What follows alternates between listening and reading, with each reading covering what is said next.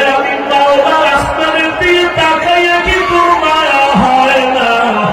আমার দেওয়া পানি ভোগ করো কি মায়া হয় না?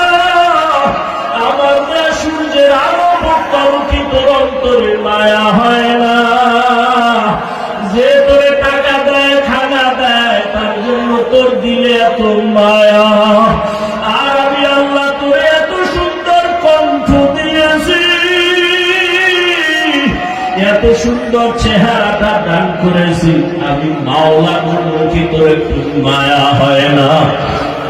ও বান্দা, মা বাবা তোরে কাপড় দেয়, খানা দেয়, মা বাবার জন্য তোর এত মায়া।